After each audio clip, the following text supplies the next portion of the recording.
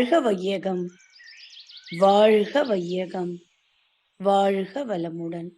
குரு வாழ்க, குருவே துணை.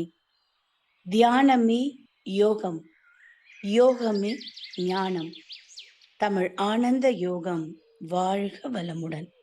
தமிழ் ஆனந்த யோகத்தின் இன்றைய சிந்தனை துளி, செய்யும் செயல்களில் விழிப்புணர்வு வேண்டும்.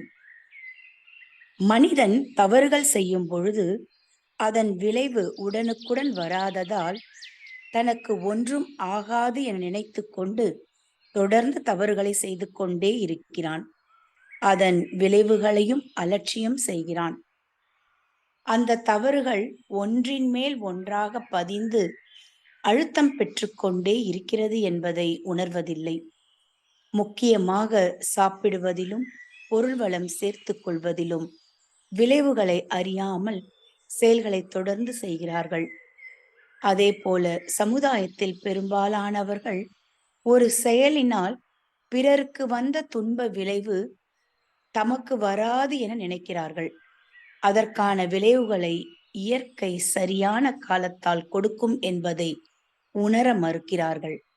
சமுதாயத்தின் பொறுப்பில் உள்ளவர்களும் ஆன்மீக தலைவர்களும் இந்த தத்துவங்களின் உண்மைகளையும் இரகசியங்களையும் யாருக்கும் சொல்லித் தருவது இல்லை. கர்மவினை பதிவுகளின் விளைவுகள் உடனடியாக வருவதில்லை. ஆனால் காலத்தால் அதன் விளைவு கண்டிப்பாக வரும் என்ற உண்மையை ஆன்மீக ஆசிரியர்கள் நல்ல உதாரணங்களுடன் விளக்கி கூற வேண்டும். இதனை நன்கு உணர்ந்து கொள்ளும் பொழுதுதான் எண்ணம் ஆராய்தலில் ஒரு உயர்வினை பெற முடியும். உணர்ந்து கொண்ட ஒவ்வொருவரும் கர்மவினை பதிவுகளின் அழுத்தங்களை மேலும் மேலும் கூட்டாமல் குறைத்து கொள்ள முடியும். தொடர்ந்து முயற்சி செய்யும் பொழுது அந்த கர்மவினை பதிவுகளின் விளைவுகளில் இருந்தும் விடுபடலாம். தொடர் பயிற்சிகளினாலும் விழிப்புணர்வுடன் இருக்கும் பொழுது கெட்ட எண்ணங்களை சொல்லாகவோ செயலாகவோ மாற்றாமல் தவிர்த்து கொள்ள முடியும். கெட்ட எண்ணங்களை தவிர்க்க தொடர்ந்து அதற்கான சங்கல்பம் செய்து கொள்ள வேண்டும். இயல்பாக பழக்க பதிவுகளின் மூலம் எழும் எண்ணங்களை பயிற்சிகள் மூலம் ஒழுங்குபடுத்தி விடலாம். ஆனால் நாம முயற்சி செய்து சில எண்ணங்களை எண்ணுகிறோமே, அதையும் கூட ஆய்வு செய்து அதனால் விளையும் விளைவுகளை கருத்தில் கொண்டு விழிப்புணர்வுடன் அனைத்து தீய எண்ணங்களையும் மாற்றியே ஆக வேண்டும். இறை ஞான ஆசிரியர் நன்மணி அவர்களுக்கு நன்றிகள். வாழ்க வளமுடன் ஐயா. வாழ்க வளமுடன். நன்றி அம்மா. வாழ்க வளமுடன். செய்யும் செயல்களில் விழிப்புணர்வு வேண்டும். செய்யும் செயல்கள் என்று சொல்லும் பொழுது எந்த ஒரு செயல் என்று சொன்னாலும் அதை நேரடியாக செயலாக செய்ய முடியாது. எண்ணம் என்பது தோன்றாமல் எந்த செயலும் நடைபெறுவது இல்லை. நான் நினைக்கவே இல்லை, அதுவாக நடந்து விட்டது என்று எதையாவது சொல்ல முடியுமா என்றால் சொல்லவே முடியாது. அப்ப எண்ணம் இல்லாமல் செயல் இல்லை. அப்ப இந்த இடத்துல அந்த எண்ணத்திலேயே அதை தூய்மை செய்யும் பொழுதுதான் நாம் அந்த தீய செயல்களில் இருந்து விடுதலை பெற முடியும். அப்ப இந்த செய்யும் செயல்களில் விழிப்புணர்வு என்று சொல்லும் பொழுது அந்த செயலாக மாறக்கூடிய இடத்தில் ஒரு விழிப்புணர்வு வர வேண்டும். அந்த விழிப்புணர்வு அப்படிங்கிறது ஏன் வரவில்லை என்பதுதான் இன்றைய சிந்தனையாக இருக்கிறது. இப்பொழுதெல்லாம் அதாவது பொதுவாக ஆன்மீகத்தில் பாசிட்டிவ் திங்கிங் என்று சொல்லுகிறார்கள்.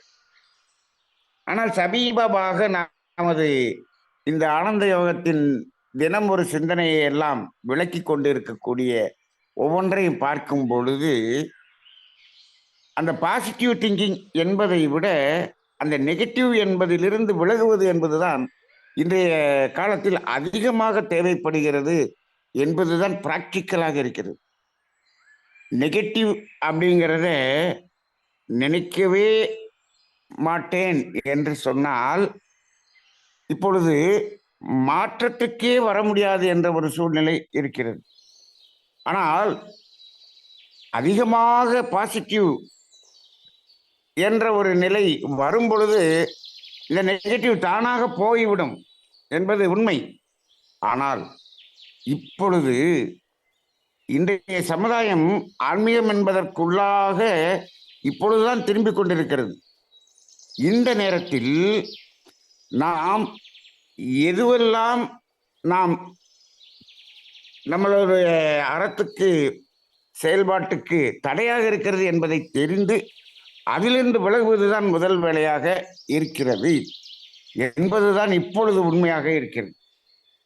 சரி, அப்ப அந்த இடத்தில் ஏன் இந்த விழிப்புணர்வு இல்லை என்று பார்க்கும் பொழுது முதலிலே என்ன விளங்கி இருக்கிறோம்?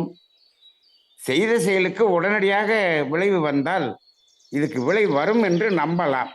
அதன் வரவில்லையே, அதெல்லாம் ஒன்றும் வராது என்று ஒரு அசாத்தியம்.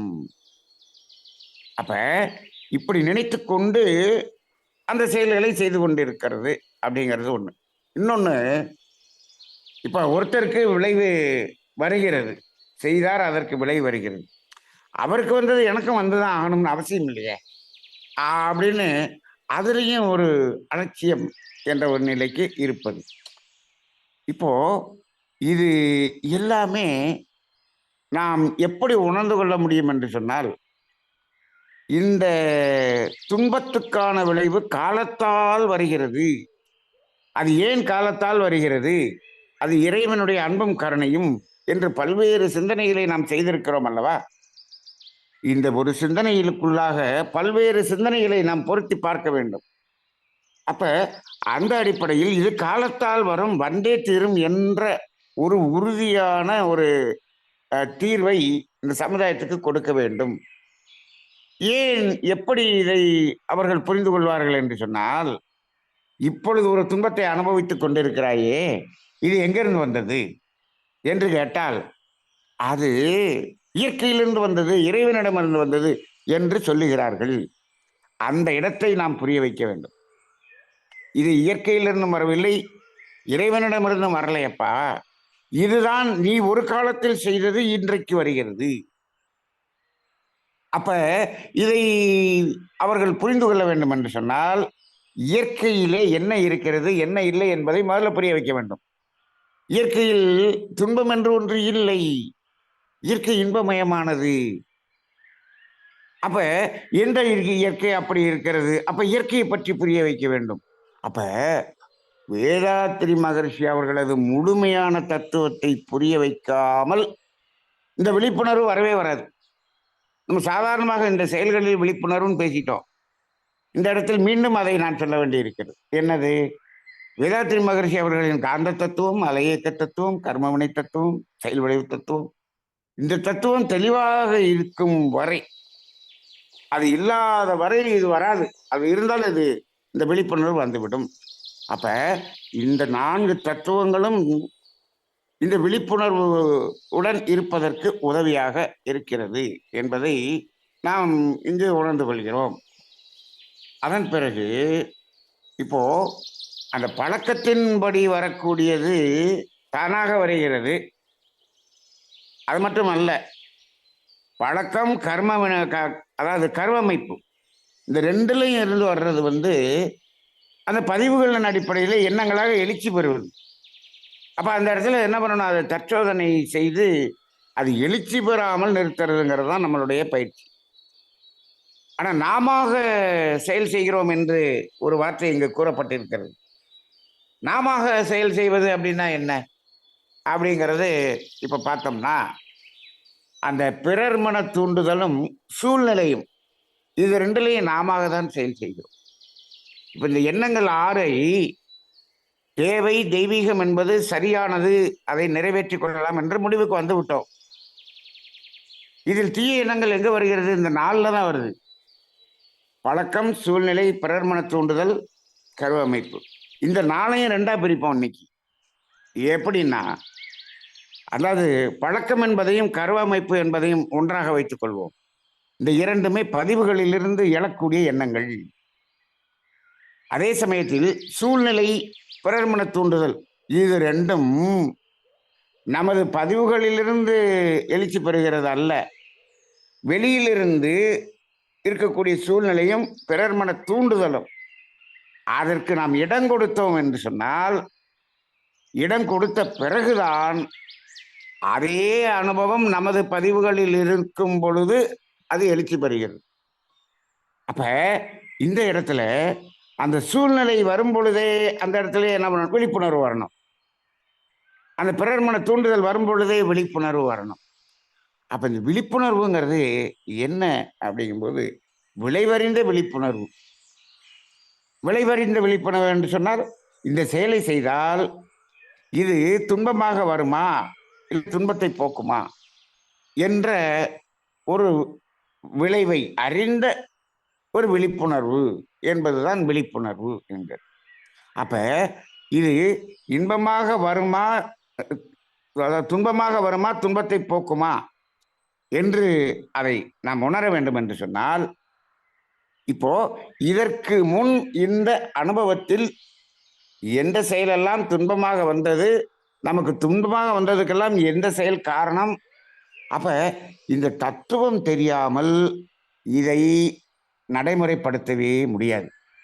அதனால இன்னைக்கெல்லாம் சமுதாயத்திலே இந்த அறத்தை இப்படி செய்யுங்கள், இப்படி செய்யுங்கள், இப்படி செய்யுங்கள் என்று அந்த பாசிட்டிவை மட்டும்தான் சொல்லணும் அப்படின்னு சொல்றோம் இல்லைங்களா?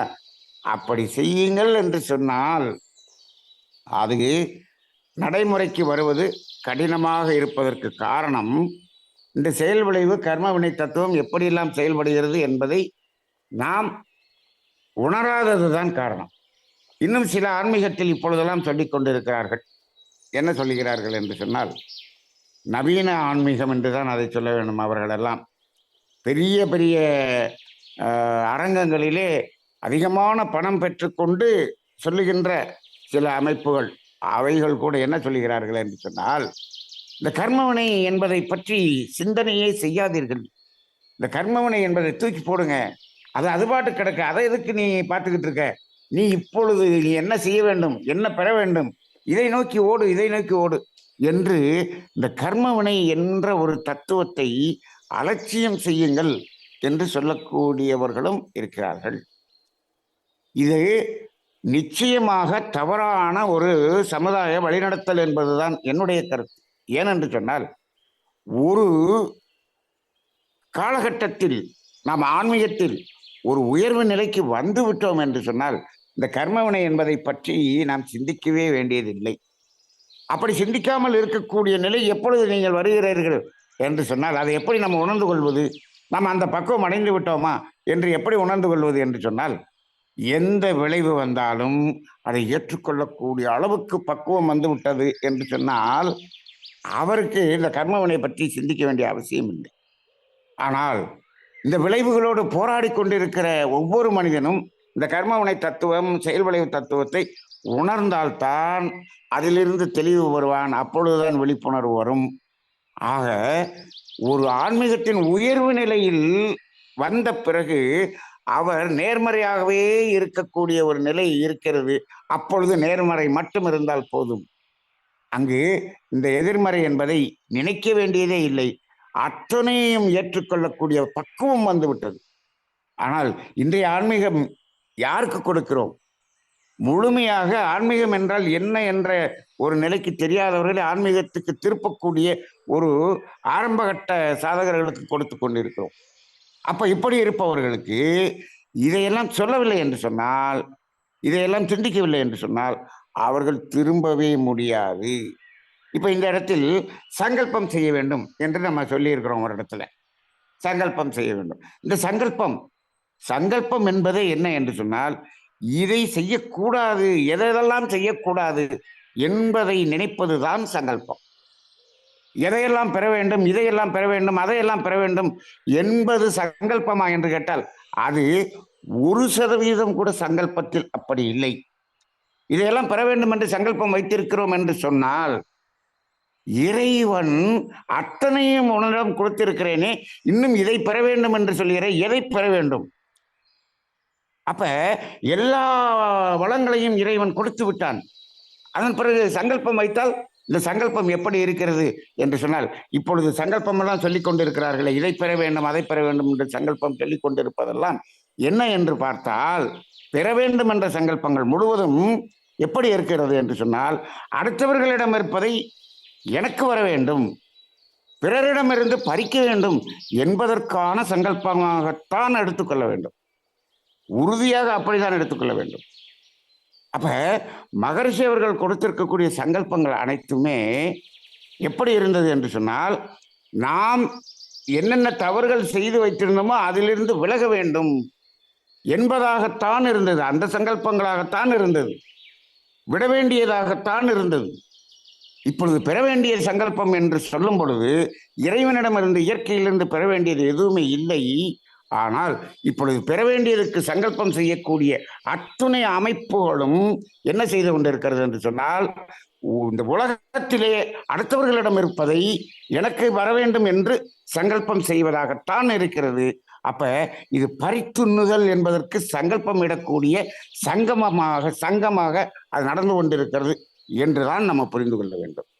ஏனென்று சொன்னால், இயற்கை இனிமேல் நமக்கு கொடுக்க வேண்டியது எதுவுமே இல்லை, அத்துணையும் இங்கு கொடுக்கப்பட்டிருக்கிறது. அப்ப இது இங்கு சமநிலை இல்லாமல் இருக்கிறது. சமநிலை இல்லாமல் இருக்கிறது என்று சொன்னால், நீ விட வேண்டியதை விட்டுவிட்டால் உனக்கு வர வேண்டியது தானாக வரும். அப்ப இதை பெற வேண்டும் என்ற சங்கல்பம் என்று சங்கல்பமே இல்லை. இந்த இடத்தில் சங்கல்பம் செய்து கொள்வோம் என்ற ஒரு வார்த்தை நாம் இந்த சிந்தனையில் கொடுத்து கொண்டிருக்கிறோம். சங்கல்பம் என்பது நாம் இதையெல்லாம் விட வேண்டும், நாம் எதையெல்லாம் விட வேண்டும் என்பது மட்டுமே சங்கல்பமாக இருக்க வேண்டும்.